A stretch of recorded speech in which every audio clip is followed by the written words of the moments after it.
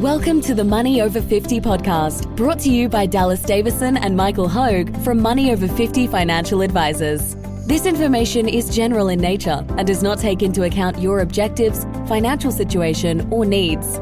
Therefore, you should consider whether the information is appropriate for you and your personal circumstances. If you require personal advice, please contact Money Over 50 Financial Advisors. Here are your hosts, Dallas Davison and Michael Hogue. Welcome to Money Over 50 with Dallas and Michael. Dallas, what are you talking about today? Your topic? Today, my topic is fridges with ice makers.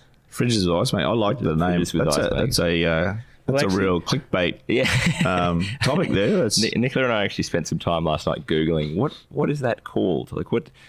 So I think everyone knows what I mean. You've got a fridge that's got like a built-in water dispenser and ice dispenser. So what got me thinking about this is, as everything does, it got me thinking about money and the use of that in order to live a flourishing and happy life. When I was a kid, I thought that having a fridge with a built-in cold water and ice dispenser was just the height of luxury. I really thought that I'll know I've made it in life when I've got a fridge with an ice dispenser. And I don't know where I got this from, but I do really enjoy cold water and ice water. And so I just remember thinking, that's my dream. And if I went to someone's house, you know, like little things, trappings of wealth, that when you're a kid and you see someone with something. I remember going to people's houses and seeing they had one of these fridges and just thinking, these guys are killing it. They've got the fridge with the built-in thing. Actually, now that I talk about it, I think I remember because my father used to make a drink for him every night, just before dinner. And he would have, I think at the time he was drinking like scotch and soda. So I'd have to go make a scotch and soda. And we had all these old, crappy ice, the plastic things. And I'd have to go and break them all apart, put them in a little bucket, go and fill them back up again. I remember thinking every night, why can't we just have one of these fridges where I could just jam the cup into it and away you go? So, but what that got me thinking about is, I think a lot of people think that a financial planner's role, or that we've talked about this before, that when it comes to spending money, you have to wear a hair shirt, and that anything that you go to spend money on is not good. And instead of spending any money, you should just wedge it all into your super fund and save and squirrel everything away for the future. What got me thinking about this is that I'm now 32 years old, and I've reached a point of financial stability whereby, a $3,000 outlay on a fridge would not be the most ridiculous, outlandish thing to spend money on. And yet I still do not have a fridge with an ice maker. Yep. And I think that is a flaw in my logic, and I think that's a flaw in my reasoning. And I think that I should have a fridge with an ice maker. And what got me thinking about this... Do you want a fridge with an ice maker? I do want a fridge with an ice maker, because the point of this is that there are so many things that we accumulate over time. And so, like, when I was a 17-year-old, electrical apprentice earning $300 a week, it didn't make any sense for me to buy a fridge with an ice maker, because that money was really had to be focused on drinking every week. Allocated to the pub. Exactly. You want the pub to get a fridge with an ice maker. That's exactly what I wanted. But now that I think that there's potentially a window into some unhealthy insights there, which is when I was a kid, I had no money. We had no decision-making power in the household. And then as I became an adult, I went, right, I know I still do want that. Like that would still be something that I would get a lot of enjoyment out of. But I'm 17, I don't have the money to do that. And so the healthy approach, I think, there is not to dwell on that, not to think about it. But now, 15 years on, I'm in a different financial position. I could afford to do that. There are other things, like we've just bought a house, we've bought furniture. There are other things that I have that we as a couple have spent money on that I don't really care about. That I've just kind of we've done that, and to some degree it's not thoughtless spending, but it's there's a lot of other things that I've spent $3,000 on, but I haven't gone out and bought a fridge with an ice maker. And I think it's fundamentally flawed logic, because we see this all the time in people, where if you look at someone who spends $60,000 and then someone who spends $120,000, it's very rare that the person who spends $120,000 all of their extra expenditure is on things that they really care about. It tends to You're just spot on there. You're spot on. That's where I was going to go. Yeah. So what I was going to say is that product manufacturers, and there's literally thousands of existing products, some of which we are very familiar with, like fridges. Yeah. So all of those products are having the latest fancy gadgets added to them. Yeah. And not only that, there's new products coming online. Yeah. I see some consumers that are more towards the end of spending $120,000 a year, or $150,000 or $180,000 a year or more. Mm-hmm. They always have the latest things. Yes. Yep. They aren't getting any much more enjoyment out of those. No. And I joke about this because I say, okay, all of these automatic things now, like, not that it was that hard, but you said it before, you actually had to go open the freezer, crack open the ice, put it into a cup, fill it back up. And so you were doing more work than you do with the fridge with an ice maker. And I'm digressing here. Yeah. So you do less with the fridge with an ice maker. Yeah. We used to have to wind our own windows up and down. The listeners would remember this, of course. There was no automatic windows. No, I remember this. Now these cars, these product manufacturers are always putting the latest thing in. So they won't even let us turn the windscreen wipers on. So all of these automatic things that are happening in our lives because product manufacturers are ramming it down our throats mean that as a consequence we have to go and sign up for boot camp. We're not even winding our windows up and down now. So as a result, we're so sedentary. That we now have to go and sign up for 3 mornings a week boot camp, and then we have to get up at 5 a.m. and drive back and drive home. I mean, that's tongue in cheek. But we've done a podcast called Thoughtful, Delayed, Considered Spending. That podcast just highlighted for me the differences between the clients that I see that they're not afraid to spend money, but they'll think about it for a while. I have a lounge in my house that's more expensive than some Korean cars. so I thought about that for 6 months before I bought it. Now, when I actually came up with the reason to buy it was that it was great quality. The sales lady was brilliant because she said, you'll spend more time on this lounge than you will in a Korean car. And I'm not saying anything about Korean cars. I'm saying they're great, but they're low cost. That's the analogy there. So I thought about that, and I thought this is going to be a 20-year purchase. So I'm not afraid to spend money in those situations. My whole thought process is less things, better quality things. And it's actually thinking about it, delaying it as a thinking about it first, considering it over time, and then inevitably that's delaying the purchase before you pull the trigger and actually buy that item. So it's the people that I see that just throw their hands up in the air and they don't know where their money's going, and ordinarily these people are high income people. Absolutely. I mean, by its very nature. High income people have money to blow. Low income people don't have money. They're more frugal. That's right. These I'm going on a rant here. But the people that are on $500,000 a year as a couple, $250,000 each, or $300,000 and $200,000 or something like that, they come in, they're time poor. They're rushing around all the time, and they throw their hands up in the air and they say, we don't know where our money's gone. Well, I can tell you where it's gone. Like if you look at the daily consumables that you can actually purchase, and there's no friction there anymore, because the friction used to be you actually had to get in your car and drive to a store to purchase something. That friction doesn't exist anymore.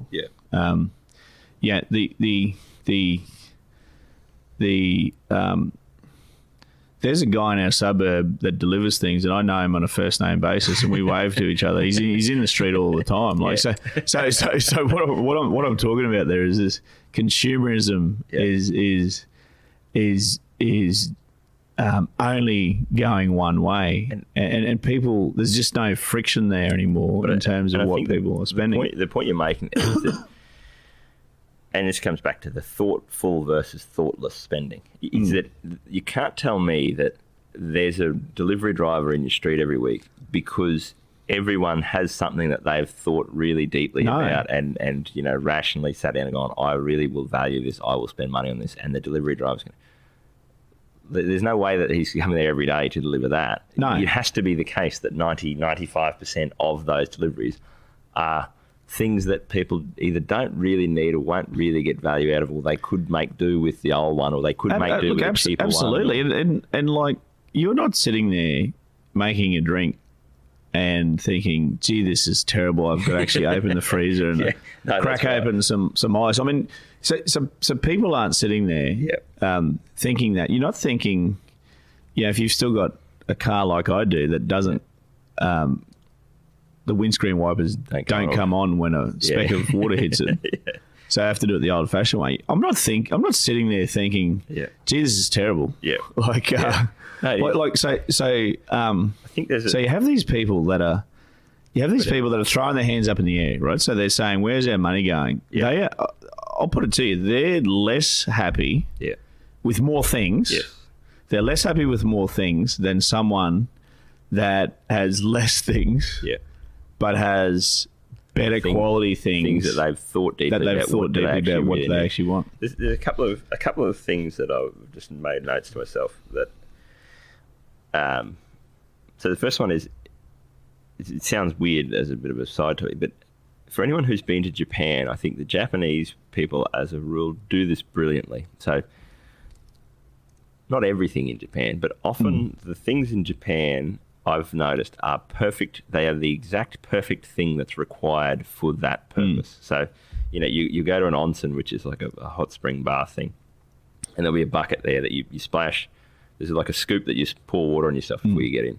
Now, it's never like a piece of crap. It's always the exact perfect shape and made out of the right material that's going to last for the long term. And it's not an expensive thing. Like it's not made out of gold. It's not just made out of wood or whatever. But it's perfectly designed and perfectly crafted, and it's the exact thing. So someone's thought really deeply about, okay, we need a scoop for people to wash themselves before they get in here. What is the exact type of thing that we would need that will sit there and will be perfect for what's required for the next 20 years? And that's what they go and buy. They're not jumping on Amazon and hitting plastic soup and then going, oh, that one was broken, or that one doesn't work, or the heat's gotten to it, or anything like that. And so that's the first sort of thought that I had is that that's the approach that I think we're recommending here, is not to say consumerism's bad, you should go and live in a commune somewhere and not spend any money on anything. Is to have that approach to things, which is, what is the life that I actually want to live? What are the things that I require in order to live that best life, and how can I very thoughtfully, very deliberately spend the resources that I have in order to help me craft that life? The other thing there's a concept, I got no idea what the name of it is, that a philosopher came up with, where it talks about the thought experiment of it's someone's coat. And what they're saying is, you go and you buy a coat, and you buy brand new, and this is from the old, those, you go and buy this brand new coat, and it's immaculate, not like your old ratty threadbare one. And so you feel really good about that. And then you go home and you put your coat on the back of your chair, and then you go, oh, the chair looks really substandard compared to the coat. Now I've got this nice new coat, and so I now need a new chair, because otherwise it looks out of place because I've got the new coat, not the new chair. And then you buy the new chair, and so then you go, oh, then I've got a new chair, but an old table with little dings in the wood, and I've got this, so I've got to get this new table. And then you buy the new table, and then you go, oh, okay, well, with that new table, the stuff that I've got, my utensils that I use to eat on that table there. And the point here is that if you're not careful, that never ends. Everything around you just sort of gets dragged up to that level of spending, so that everything's of the same sort of ilk. And I think that what you really want is the opposite of that. So for me, for example, and this is, so I've got, you've seen my car. It's fairly unimpressive. It's now worse than mine for the listeners out there. So it's been a race to the bottom. And we've painted ourselves into a corner. We can't ever buy a new car. We've done many podcasts on driving a $15,000 car. Not that I want one, but it's Dallas has really, really taken us to the next level. So my car, I think it's a 2009 Camry, a white Camry, which you'll see 6 million of them on the road. And I'm also a bit of an inattentive driver. So as I've said before, I never hit things. I never hit animals. Just bumpers and posts and things like that. So every panel on that car has got a ding in it. And the other day, I was reversing out and actually sideswiped a post that was on my driver's side and scraped the whole door panel and smashed the mirror off as well. So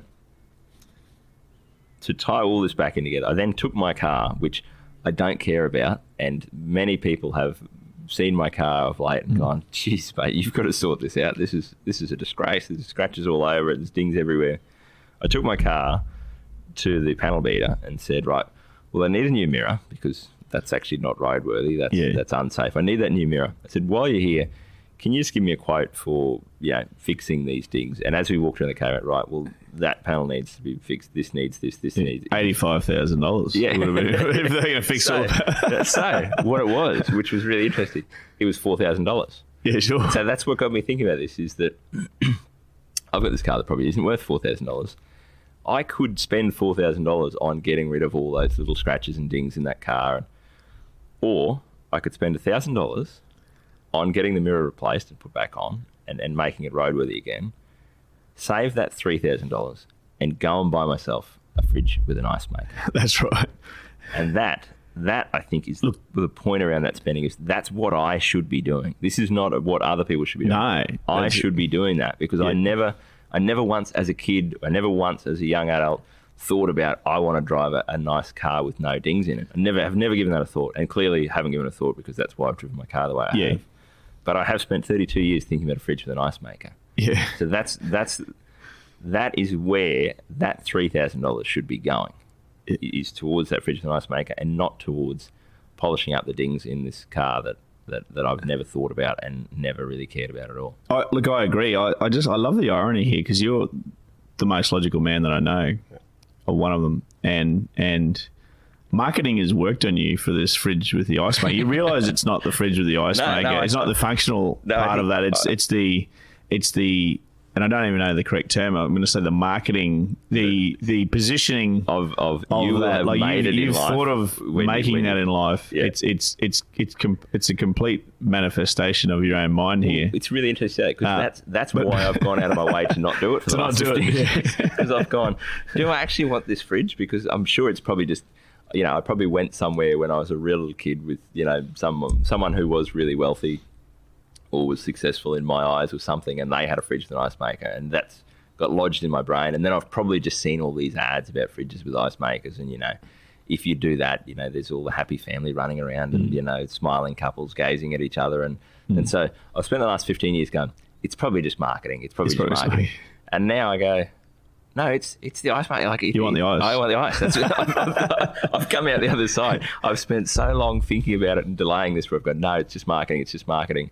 And then when I got that quote for the car, that was the first thing that popped into my head was, if I don't get that car fixed, if I don't get all those dings fixed and take that $3,000, I can buy a fridge with an ice maker. I never have to think about ice again. I never have to break it out of the thing and fill it again, and then it gets caught on the bottom thing and the frozen food in there, and I get sick of it every time, and then it makes a big noise and wakes up one of the kids, and I get frustrated. I could just that's where that money should go. So I take on board your point, and there are many other things where I've gone, I want this, and then I go, no, you don't. You don't want that at all. You've just seen the marketing and you've had this position in front of you.